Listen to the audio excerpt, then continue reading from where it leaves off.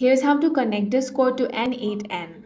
The first thing you want to do is open N8N and make sure to log into your account.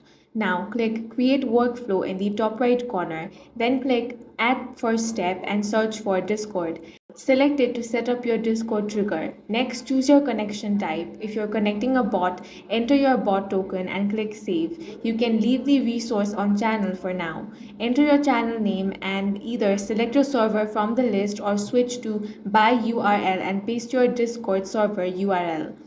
Once connected, your Discord icon in N8N will turn green, indicating a successful connection. From here, you can start building workflows that integrate Discord with other apps. And that's it. You have successfully linked Discord to N8N. If you found this video useful, make sure to hit the like button and subscribe for more videos like this.